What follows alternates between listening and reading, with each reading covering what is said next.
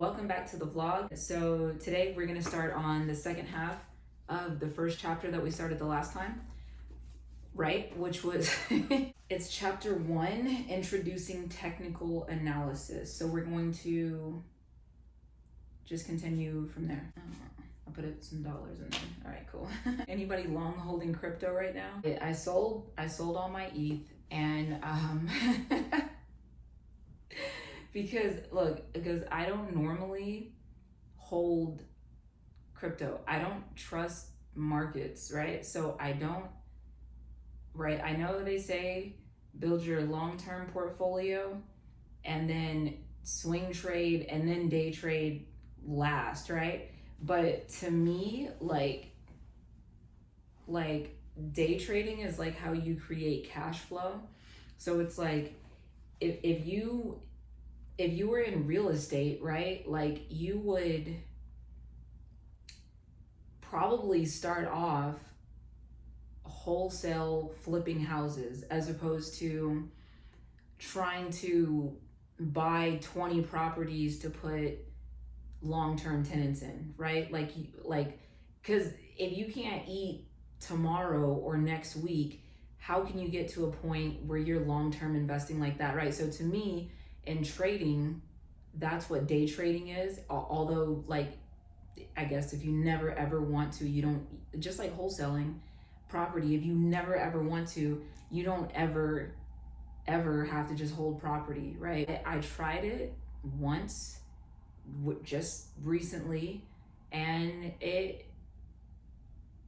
was a disappointment. So yeah, I don't think I will I just don't see a point in long holding. I just don't like let me go in the market and like let me get my money like right now, or let me lose and then I'll come back tomorrow and try again. But like that's so crazy, like holding on to a trade for months or years only to come out like 3, 5, 7% higher. That's crazy. That's like one candlestick move. Anyway, all right. So we're gonna jump into this. Let's start at viewing the scope of technical analysis. By the way, I love this book already. All right, let me stop talking. Let's just go. All right, technical analysis focuses on prices and often the accompanying volume. Analyzing prices can take many different forms, from drawing lines on charts by hand to using high-powered computer software to calculate the most likely path of a price out of all possible paths. Technical analysis is sometimes called other names such as charting, market timing, and trend following. The press, the public, and even technical analysis authors all use these terms interchangeably. All technical analysis methods fall under the broad term quantitative analysis to set it apart from fundamental analysis. When you see these terms in this book or elsewhere, don't fret over a strict interpretation, and don't accept or reject a technical idea because it has a particular label. You can put 10 technical traders in a room and get 10 definitions of each term. The following sections are my interpretation of these terms and their nuances. Charting. Charting is probably the oldest generic term used for technical analysis. I covered charting techniques in part 3 and 4. Charting refers to reading supply and demand into bars and patterns. Some technical analysis reject the term charting because it harkens back to the days of colored pencils and rulers.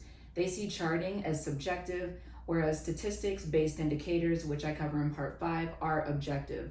But many traders use charting conventions developed over decades because they work. Market timing. Market timing is another term used in place of technical analysis. All technical trading involves timing, but this term refers to statistical analysis that goes beyond a single chart. It encompasses many techniques such as sentiment indicators and calendar effects that many self-described chartists say aren't charting, and at least some technical analysis say aren't technical analysis. I covered these and other tools in chapter 3. Trend following. The very first question to ask when you look at any chart is the price trending? Because so much emphasis is put on the presence or absence of a trend. Technical analysis is sometimes named trend following. Parts 4 and 5 contain techniques that are trend following. Some analysts object to the term because you aren't always following but often anticipating a trend, such as when you use momentum indicators. Technical analysis.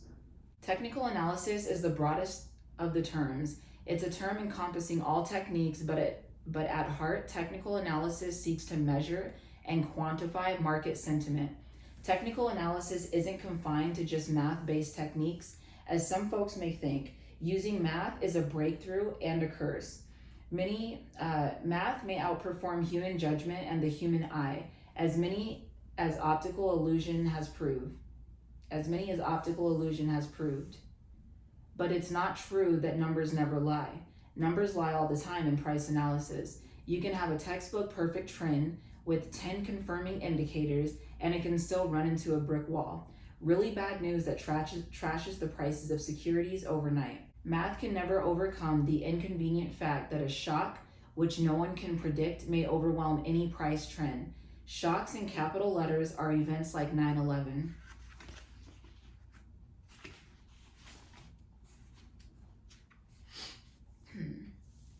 In your quest to define the trendedness and formulate trading rules to maximize profits and reduce risk, don't run the risk of turning into an obsessed, nerdy number cruncher. Don't forget that behind the numbers are other human beings who often behave in irrational ways. Technical analysis so far remains an art, not a science, even when it uses scientific methods. Algorithmic trading. Algorithmic trading, also referred to as algo trading, uses a specific set of conditions, including technical analysis indicators, to trigger a trade. After the computer identifies that all conditions are met, it automatically sends the trading order to the broker. Computer programs are faster than human brains or fingers, so ordering a trade as quickly as possible is one of the benefits of algo trading. Some algo trading companies pay for data collection sites a few seconds closer to the physical location of exchange data. Conditions can include time of day, volume, and other parameters, as well as nuts and bolts technical analysis indicators. Algo trading, like technical analysis, removes emotion from the trading decision. If you're a beginner in technical analysis, you won't much care about algo trading, but you should have at least an outline of what it is in order to know the lingo and be able to judge commentary and promotions. Understanding how algo trading works. Here's algo trading in a nutshell. A modeler designs a set of indicators, all expressed mathematically, and devises a buy-sell program to execute the trades automatically with no human participation after the original design. As in all technical analysis, the design relies upon present price behavior repeating past price behavior. The modeler is using the very same indicators you'll be using after you get started in technical analysis. Algo trading gone berserk has been blamed for a rise in volatility, especially in the US stock market, and for at least 2 flash crashes. A flash crash is an abrupt, unexpected, extreme drop in price in minutes.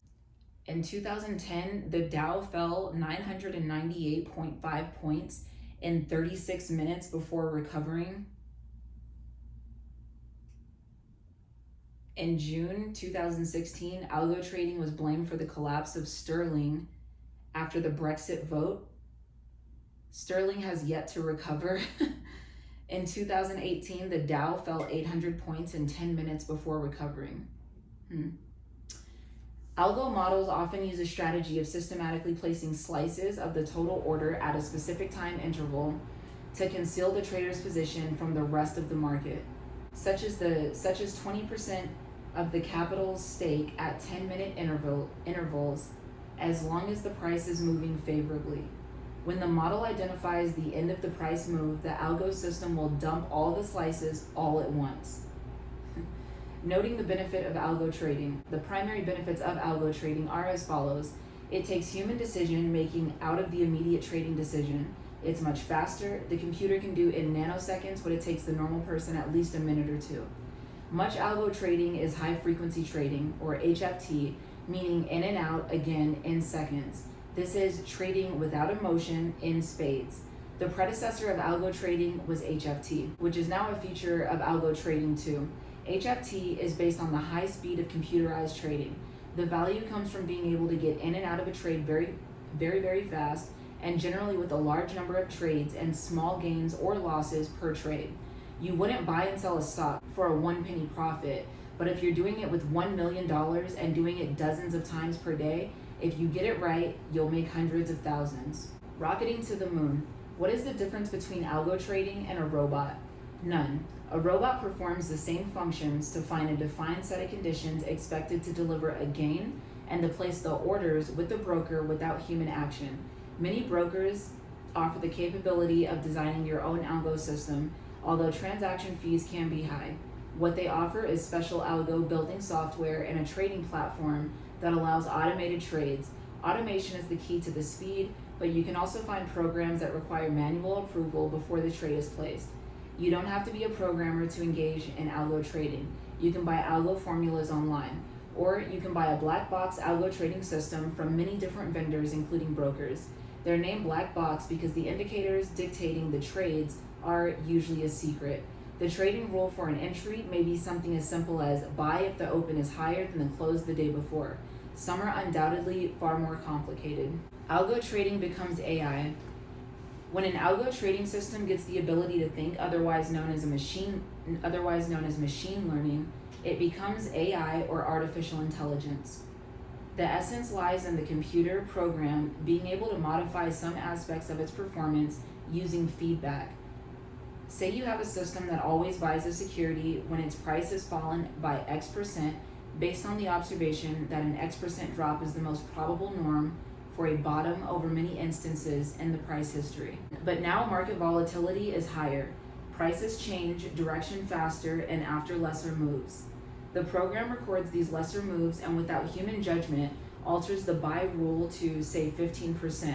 At the minimum, AI makes a technical trading system more adaptive and does it far more quickly than a human can do. The fancier AI story would be when the machine can observe dozens of non-price factors, such as the overall index to which the security belongs, economic data, or news events like central bank policy changes, and can simulate the price change in this one security in a flurry of mock trials in nanoseconds.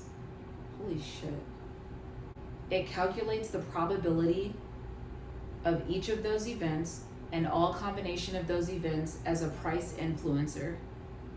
As the actual information becomes available, like an economic data release, the program starts all over again with the new information and its now known effect. The effect becomes an input in the next round of mock trials. And as I keep saying, the rules of probability hold that the more trials you can run, the more reliable your forecast.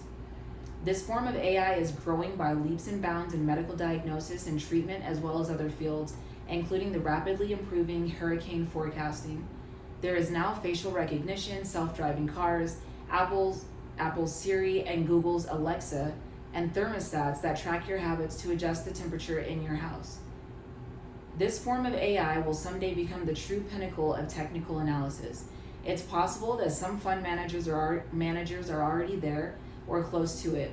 More than one big shot fund manager has designed an algo system to mirror his own thinking in a way that is mathematically expressible and thus programmable, but going beyond technical analysis.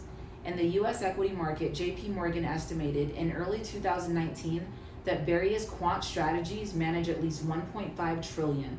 Another scary idea from JP Morgan is that traditional non-quant investors account for only about 10% of the US equity trading.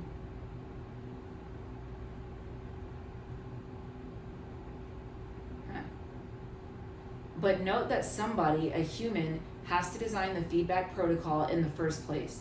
A researcher can discover that a central bank rate decision affects a stock bond or currency price on X% of the occasions and generate a Y% move.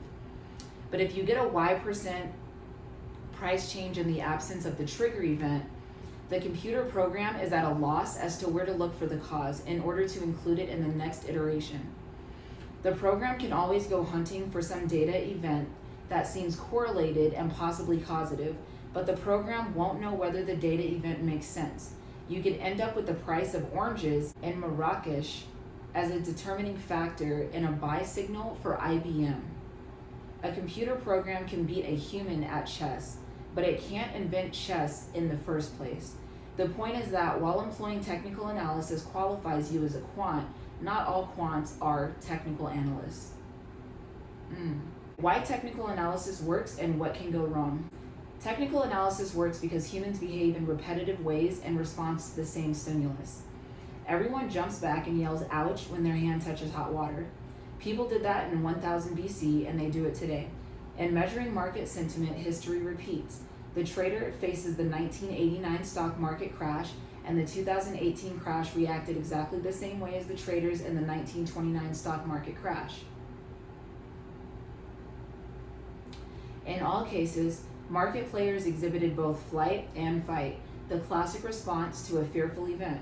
Granted, technical analysis uses scientific measurement to measure an unscientific object, the market. Human behavior repeats, but not in as precise as a known range as actual hard objects like metal or water. Many indicators contain an implicit instruction as to what to do, buy or sell the security. But no indicator will tell you how much money to place in this single trade or what to do if your indicator and therefore your forecast is wrong. Yes, indicators have a high probability of being right, but high isn't 100% is not 100% certainty. That means that there is some risk of loss when indicators are wrong, and indicators will be wrong some percentage of the time, and you need to have a trading strategy to guide you through whatever pitfalls emerge. The ultimate tactic is to set a sell price that incorporates the worst loss you're willing to take. Some technical analysis have good indicators but fail to manage risk properly, meaning in line with the amount of capital they have and how much loss they can tolerate psychologically and financially. All securities trading entails taking losses, and technical analysis is no exception. One of the main contributions of technical analysis to the finance industry is forcing you to face head-on the potential gain and loss of every trade. That is, to quantify gain and loss in an unemotional, rational way. Okay, setting new rules. Get rid of the preconceived notion that because technical analysis entails an active trading style, or at least a more active style than buy and hold, you're about to embrace more risk. Exactly the opposite is true. Because you always know ahead of time where you'll sell, you always know where you'll gain or loss. You always know your gain or loss before you buy. So for example, to conduct a 1 hour trade is inherently less risky than buying and holding a security indefinitely without an exit plan. The existence of an exit plan is what defines and limits the risk. Where does the exit plan come from? The indicators you choose, and you choose indicators based in part on how much gain and loss they are likely to entail in real-time trading. You can also choose to exit based on dollar amounts, either the hard number, $200 and not a penny more, or as percentage of capital stake per trade.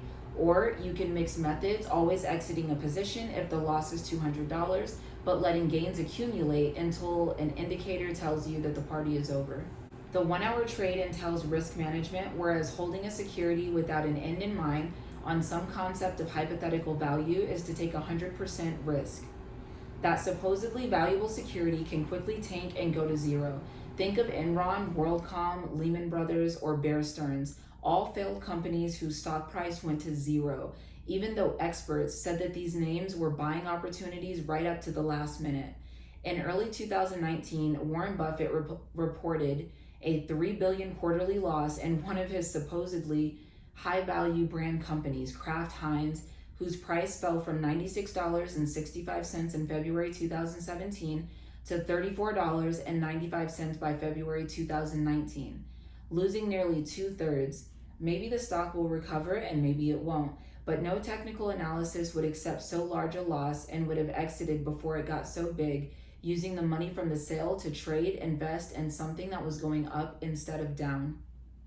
Controlling losses to protect gains. Preventing and controlling losses is more important than outright profit seeking to practically every technical trader you meet. The technical analysis approach is inherently more risk averse than the value investing approach.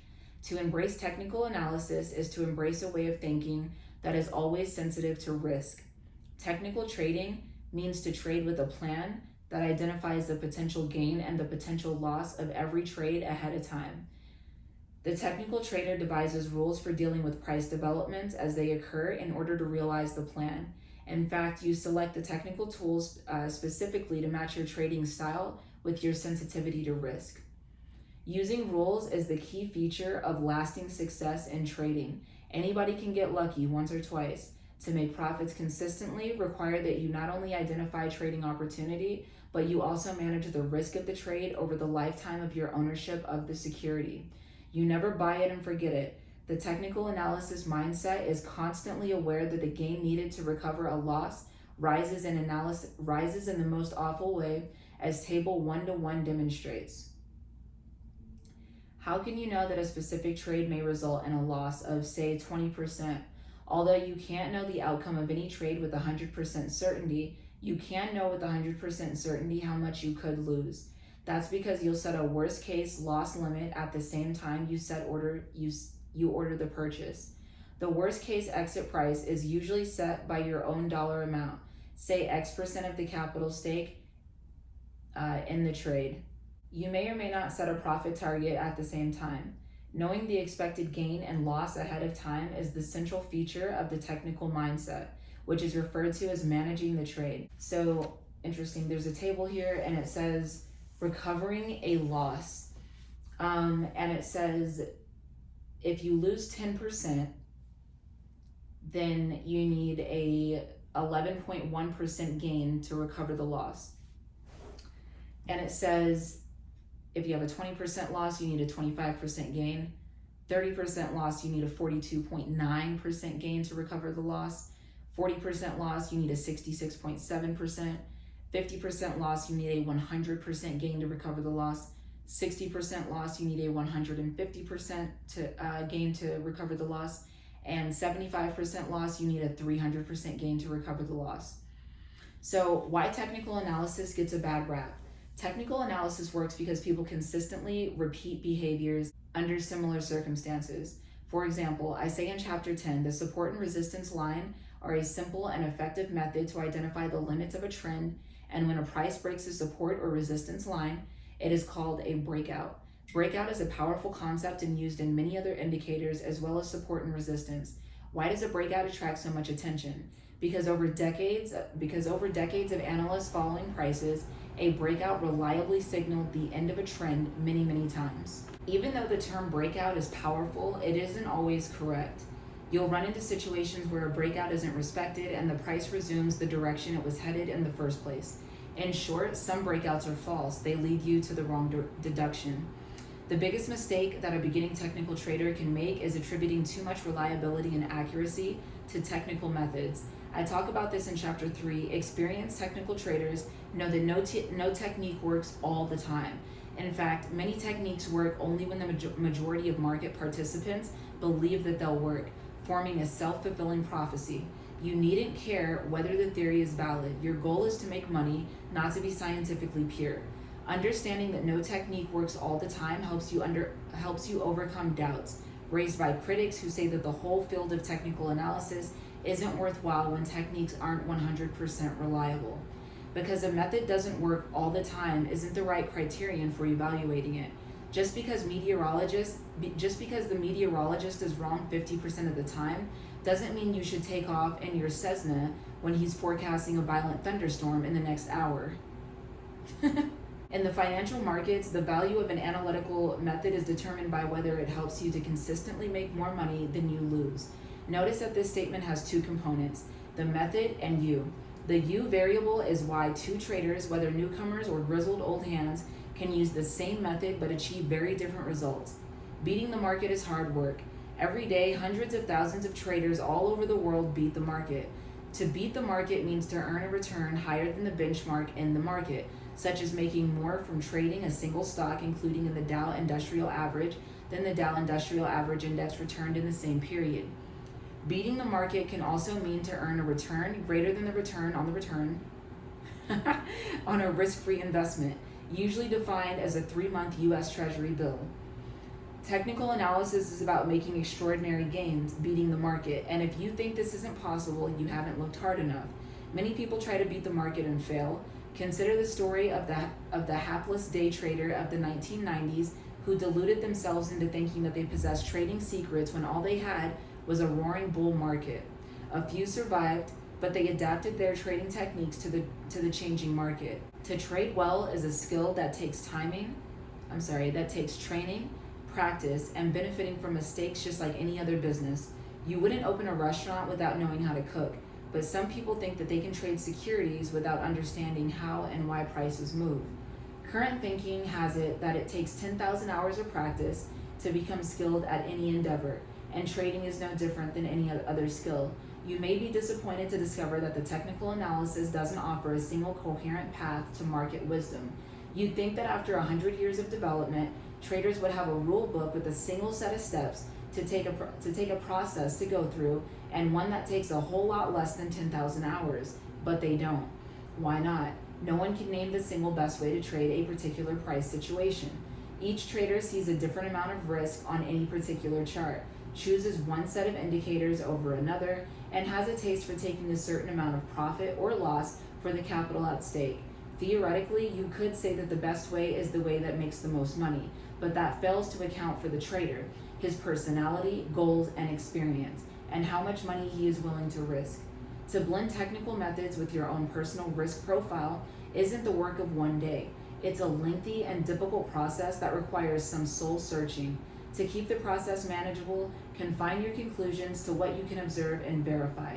The empirical approach. Be careful to avoid the error of composition, like reading that one set of technical traders believe in magical numbers and concluding that all technical analysis involves magic numbers. It doesn't. It's astonishing how many otherwise smart people misjudge technical analysis in exactly this manner, based on an incomplete understanding of the field. Many critics take one technical idea, fail to integrate it with their personal risk profile, and then blame all technical analysis for their losses. The truly random one-time shocks. Technical analysis is of no use when the world serves up one-time shocks, such as 9/11. Depending on the time frame of your charts, you could get false sell signals on prices, crashing on events both real and imagined. To be fair, fundamental analysis is of no use either. The following are a few examples. In May 2010, the Dow fell 1,000 points, attributed to high-frequency algorithmic traders.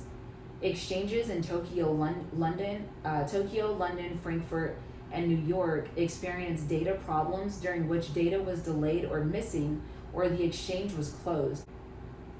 A subset of data problems is new rules, usually temporary, forbidding the shorting of certain stocks, such as banks. The Shanghai Stock Index fell 5% in a single day in July 2019 and set off declines in equity indices worldwide. The Associated Press Twitter feed was hacked in April 2013 with the message that the White House was bombed. The Dow fell 100 points.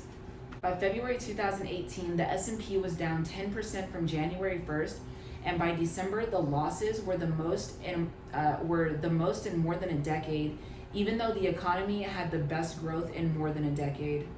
Finding order. Much of the time you can see order in the way security prices evolve, even though they develop in an infinite variety of configurations. Technical traders attribute that orderliness to the swings of market sentiment.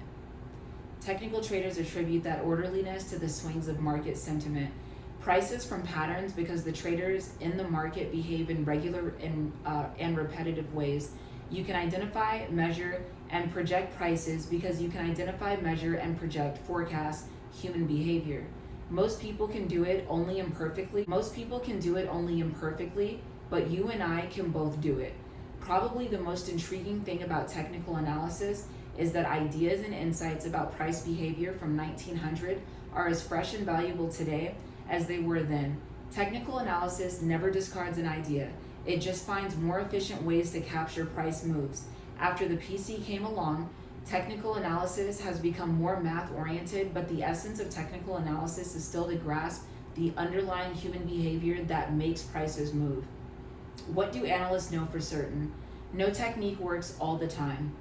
No technique works on every security. Something mysterious is going on that traders don't yet understand. A famous trader named Bernard Baruch said, hopefully I'm not butchering that name, "Have you ever seen in some wood on a sunny, quiet day a cloud of flying midges, thousands of them, what is a midget? Midges? Okay. Hovering apparently motionless and a sunbeam. Yes. Gonna have to look that up on dictionary.com.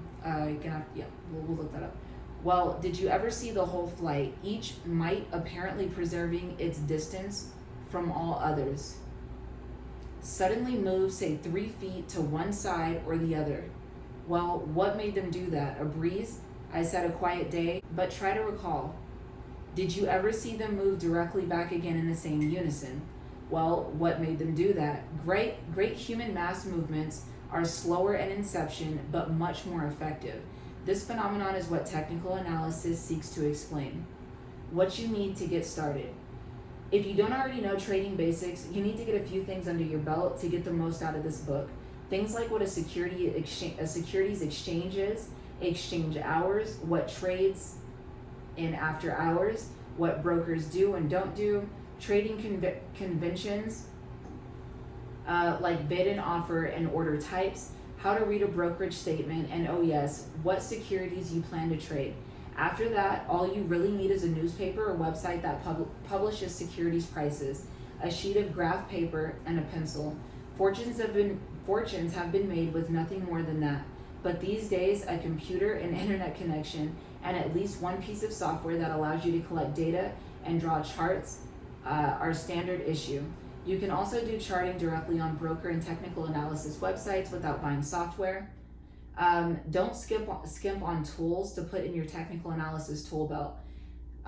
Buy the data books, magazines, and software you need. Be careful about paying for seminars and trading coaches, most of which are overpriced and promote only a few favored ideas that can be easily discovered much less expensively in books and online. Do an internet search for specific terms, and you'll often find yourself landing at stockcharts.com, which is sane and reasonable. You wouldn't try to make a cordon bleu dinner on a camp stove with 3 eggs and a basil leaf, so don't try to make money in the market by using inadequate tools. Your first task when you're ready to take your technical knowledge out for a trial run is to earn back the seed capital you put into the business of technical trading. Technical analysis has its fair share of fruitcakes, ideologies, cranks, and scamsters, as in any industry. Be careful. Okay, cool. So that concludes chapter 1. Next time we'll do chapter 2, tapping into the wisdom of the crowd. I am honestly so happy I bought this book. The last two books that I read, I just kind of like selfishly read them and didn't encourage anyone to go buy them. But this is like, this is more of a day trading book than those other 2 books were. And the philosophy is like really, really matching up with like what I believe right now as a trader, and like where I'm at as a trader, and like where it is that I want to go. And by the way, Barnes and Noble, this book was only $26.99, maybe a couple bucks more after taxes. But yeah, like good shit. All right, I always get really excited when I start reading these books, but it's just because it's exciting. And I'm learning, and I actually learned something in the previous book that I added to my strategy, and I think it's making, I'm in the process of tracking it right now, but it seems so far that it is improving my strategy. So anyway, I love the books. All right, anyway, I'll be back. We'll do chapter 2 next time, and thank you for joining me and reading this chapter. And all right, let's do it again for chapter 2. See you guys tomorrow. All right, peace.